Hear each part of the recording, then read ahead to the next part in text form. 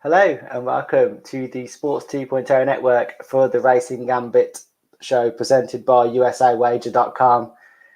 We're going to be rounding up all the action for the Breeders' Cup, which was what feels like a lifetime ago now, 2 or 3 weeks ago, and then we're going to look ahead to the stakes action taking place this weekend. Obviously, I'm not doing it alone. I'm joined by my good friend Ace. Ace, how are you doing? Recovering from a great Breeders' Cup. How are you doing? I'm good. I'm doing very, very good. Very, very good indeed.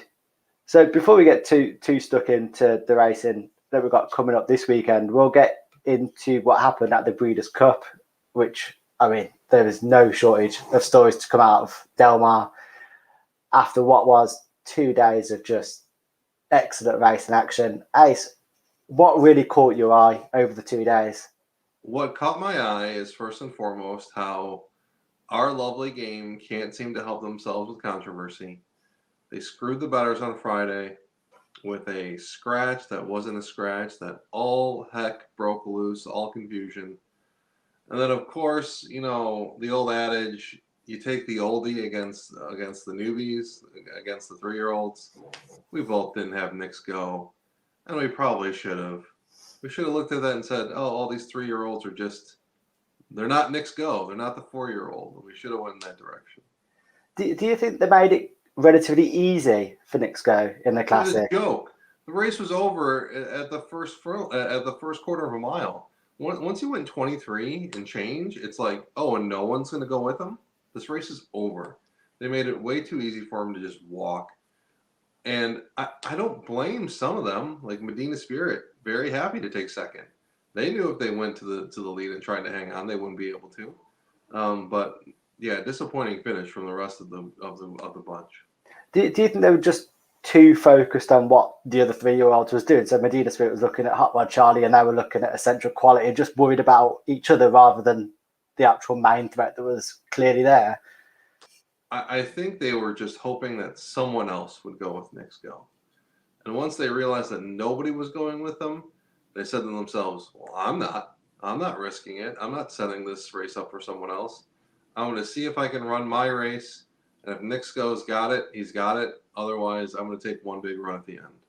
Yeah, and we also had, obviously on the Friday as well, we had the Juvenile, which is, I guess, a look ahead to the Triple Crown next year, which was, I feel like I was a little bit disappointed because Jack Christopher come out, didn't he, like hours before it was due off. And then at that point, it was a bit of a toss-up, wasn't it? And obviously Kunish won it, and Kunish looks like a very interesting contender next year. Obviously, there's a big question what the owners are going to do with him, because if he stays with Baffert, he can't go to Kentucky Derby, can he? Correct. He can't go to the Kentucky Derby. He won the race and got no Derby points because his trainer was Bob Baffert. I don't understand any of this. I really don't. Either the owners think that Bob is going to be cleared, or they think that, oh, it doesn't matter to get Derby points at 2. I'm sorry, but 5 days before that race, I'm telling Bob, I'm sending this horse to somebody else. I want the points, and especially when that horse scratched, I would have pulled him right then and there. I would have said, let's go. Get out of here. Yeah, I just find it all very strange. Like I feel like the longer they stay with him, the more they're kind of saying, okay, we're going to sidestep the Kentucky Derby and just go for the other two. Which everyone has Derby fever. No, nobody's tuning in for the Preakness to see Corniche run against the Derby winner. It just doesn't make any sense. Everything is about the Kentucky Derby, and it makes no sense to me. 0 sense. No, and obviously we had a big going back to the first race on the Saturday, or the first big race on the Saturday. Obviously, Gamine was the big shocker, I think, wasn't it, in the Breeders' Cup Filio Mare sprint? I mean, CC. we all thought this was a one-horse race, didn't we? We didn't see any way that Gamine was getting beaten. I didn't see any way that Camille would get beaten, and then they went 21 and 44. And I said to myself, okay, this horse is setting up for somebody else to come. If going in, you were to tell me that Gamine would lose, that Jackie's Warrior would lose, I would have been like, you're crazy. That the Queen Latruska would lose, and Malatat wouldn't win. Oh, I mean, planet. I do think that was one of the biggest stories of the whole Breeders' Cup, though. The Japanese winners that we saw over the weekend. I think it's just a really nice story because it obviously raises the international profile of the Breeders' Cup. It means that more eyes will be on it next year, and Japan will probably send more runners over. But yeah, the distaff winner, Marshall Lorraine, did not see that one. I mean, it was about 50-1, wasn't it? Yeah, he was darn near close to 50-1. And the second place finisher, Dunbar Road, at 30 something to 1. That I did not see coming whatsoever. That was just amazing to me. And it happened on dirt. You know, I'm okay with blowing up the board on a turf race. On a dirt race, that is just crazy talk to me. And then the other Japanese horse, In Love, you know, he was actually one of the favorites. I had him in the all turf pick 4, paid very nicely for me. I did like that horse. We did kind of talk about that horse in the previews. I liked him. I don't think I picked him on the on the podcast on the YouTube show, but I did have him in my exotic selections.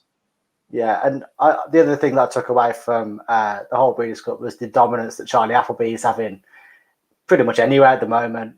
I think I saw his record in the States is just ridiculous. And I mean, nothing made me happier than Yabir winning the turf. And I pretty much called it as exactly it was going to be, except for the horse that he chinned on the nose. I thought it was going to be Tanawa, and instead it was Your Man Broom. What are the odds, right? We go 1-2 in a race like that.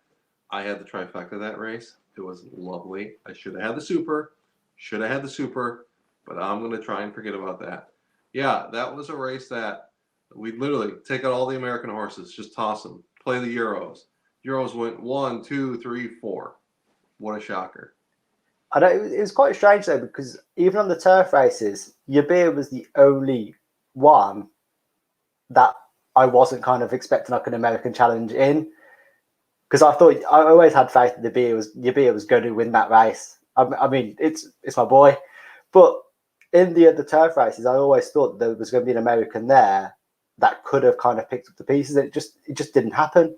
Did not happen whatsoever. And yeah, I went a little chalky. I took Space Blues. I took some other, modern games, the turf favorites. But at the same time, they actually came through. They came through. And some of my underneath plays that I also gave like a smooth like straight, taken second. So happy for Umberto.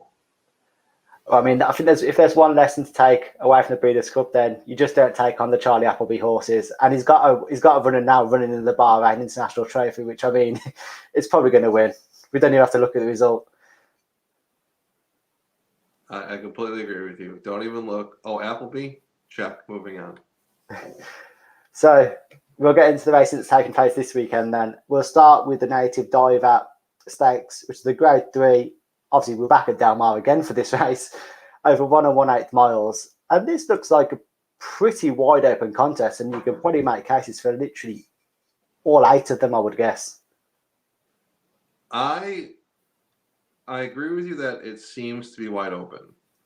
But we're talking about 3 horses coming out of Baffert's barn that are in this race, 3 of the 8. Azul Coast, Flavian Pratt, Bob Baffert, 8 Rings, who ran in the Breeders' Cup, lost to Life is Good, going J.J. Hernandez and Baffert, and then Axeman, who's coming off the Schneid, riding the bench for 7 months, coming back with Mike Smith aboard. Bob Baffert wins dirt races in California. Should he be racing?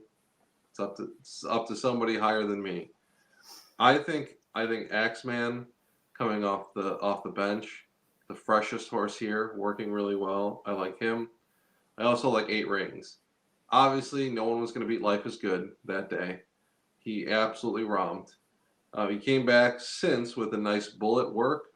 So I'm going, and of course they're all bunched together, 5, 6, 7. 6, 8 Rings, 7 Axeman, and then Azul Coast cleans up. I literally think Baffert could be the trifecta here. Yeah, I really like 8 Rings. The thing that concerns me about Axeman was, like you said, the really, really long layoff. I feel like you'd need at least one run to feel like confident of him coming to this. Like I think Eight Wings is just the quality in this field. I think if it turns up anywhere near, if it runs to the run that the run that it had at the Breeders' Cup, it wins this really easily. Because the rest of this field there's not much about it. Obviously, you've got Midcourt coming back in here. It's a third attempt at this race. He has won in the past, but was second last year, and then he was just well back on his last start in the Awesome again, and it's got no chance. And I mean, the odds are so short purely because it's ran this race before, I guess. Yeah, and here's the thing: they took a first, then they took a second. I wouldn't be surprised if this horse got up for third. So I'll probably play the Bafferts and Midcourt in third. The rest of these horses, I'm sorry, I don't. Kiss Today Goodbye ain't gonna happen. Established, Wicked Trick, Balhaba, no thank you. I don't see any of these horses competing against the Bafferts. Just don't see it. No, I think if there was one, I would take a chance and establish purely because of his last one at Del Mar, which got a speed figure of 100. I mean, it wasn't anywhere near this kind of caliber, but there's a bit of form there. And I think if you're looking for someone just to take on the Bafferts, that might be it over someone like a Midcourt, who I think his best days are behind him. Yeah, their best days behind, and they're going to be too short. So, yeah, if you want to take a shot, establish Victor Espinosa, Richard Voltis, I don't blame you one bit. Yeah. So where are you going then on that? Which one of the Bafferts? I'm going to do an exact 8 rings X-Man. Yeah, I mean, I quite like eight Rings and Azul Coast. So I think Azul Coast has just got the connections there, which you're gonna take all day at Del Mar. Oh. So next up, we've got the Red Smith Stakes, which is at Aqueduct, which is a Grade 2 over 1 3/8 miles on the turf. Again, this looks like another fun race. I know the quality might be lacking at some of the fields this like around this kind of time of the year, but this looks like a nice, fun race to kind of try and break down. I would agree with you. It is an interesting race. We're going on the inner turf at Aqueduct for this race. Tight turns. I'm really having a hard time getting past the favorite, Serve the King. 3-1 morning line. Irad Ortiz and Chad Brown on the turf. I mean, they've won every race together, especially on the turf. Really hard for me to get past this horse.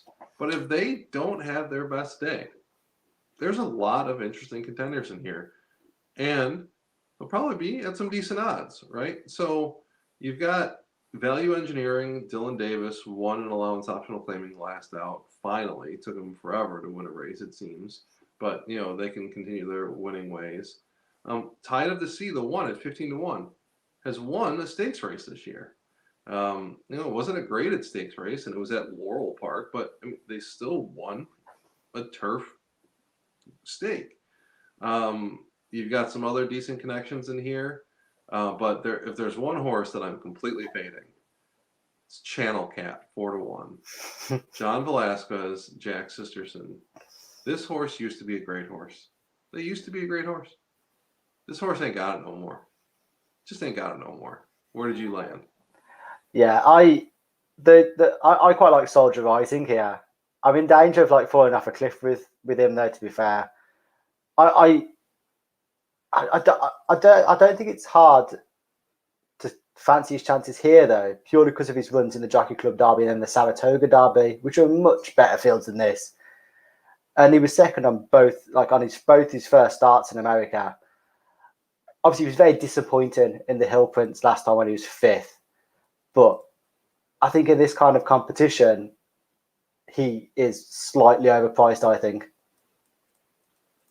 Yeah, 5-1 morning line. You got Jose Ortiz and Christophe Clement. I agree with you. Hey, lost to your beer, you know what I mean? No, by not much.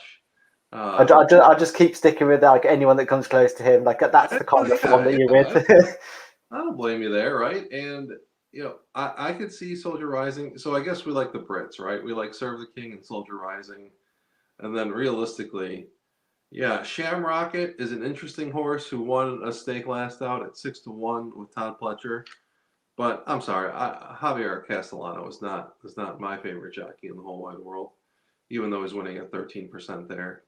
But yeah, I wouldn't really be surprised if a price talk on the outside with Anthony Dutrow, like who's won back-to-back races, although at the lower levels, comes up and surprises. If the best horses aren't having their best day with Soldier Rising and Serve the King, I can see this one blowing up. I just like the favorite more than anything. Yeah, yeah, I'm with you. I think this is the kind of race that would suit the British bred ones quite well. Yeah. The rest of them I struggle with. Yeah, I'm with you. And a mile and 3/8, it's not the easiest. It's not the easiest distance, right? I do think the British horses are more bred for it, and so in all honesty, yeah, it's hard to pass up. So probably going in English exactly here, 3-4, Soldier Rising and Serve the King. Yeah, I'll be sticking with you on that one, I think. Nice. So, the last race that we're going to look at today is the Chaluki Stakes, which is a Grade 3 over 1 mile at Churchill Downs. So we got a past winner in here in Sally's Curling, won it in 2019. There hasn't been a two-time winner of this before. Will you be taking a chance on the old girl doing it? There's not a chance. Not a chance. And not only that, but I'm also tossing the favorites. I do not like Obligatory with Rosario and Bill Mott. I do not like Miss Bigley with Martin Garcia and Phil D'Amato. I don't like Matera, Laurent Giroux, and Brad Cox. I know I'm tossing out some great connections. I'm bookmarking this one. I like the one, She Can't Sing. Tyler Gaffleone has been hot, especially at Churchill, especially in these last 2 months. Chris Block is a local trainer to me. He knows what to do when he has good horses. This horse went to Churchill, was a prep for this race, 7 furlongs, and a nice allowance. They won by over 5 lengths. Speed kills at Churchill. You can get a bum horse on the lead, and that horse will stick around. The dirt track is playing so much to those speed favorites that it's a joke. And if I'm not going one, She Can't Sing with Gaffleone, I'm going to the exact opposite side. I'm going to the 8, Princess Causeway. Chris Landeros is only winning at 6%. Ian Wilkes hasn't won a race at Churchill just yet. But these two horses are the only horses that I see that have the speed to go out to the lead. And if it's just them and they slow it down, no one is going to catch them. What were your thoughts? Yeah, so I quite like a bit of a bomb in here, but I want to talk about Obligatory first, because isn't it going to play to her chances here purely because there isn't kind of a big, well-recognised superstar in here? Because obviously she does have a bit of graded form in the book. She was second in the Cotillion, 5th in the Test, and then 2nd in the Acorn.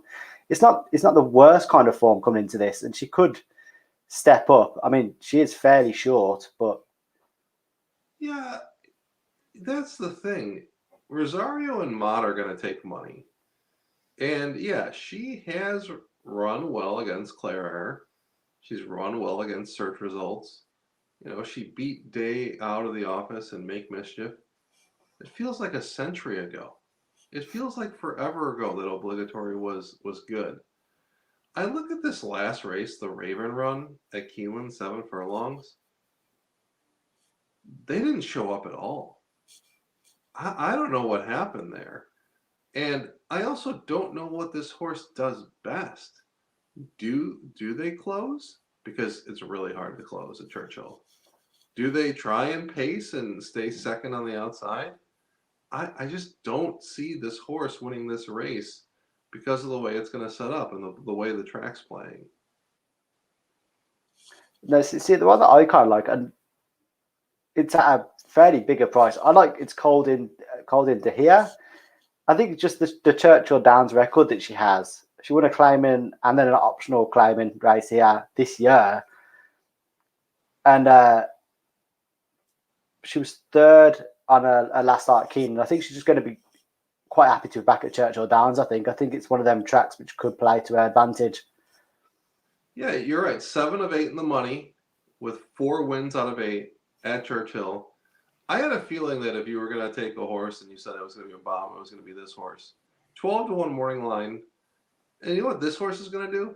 He's going to sit right behind my two horses. So if there's just a little bit of a speed duel, I feel like it's cold in here. It's cold into here can get a piece. And Norm Cassie won 36% of his races at this small Churchill meet.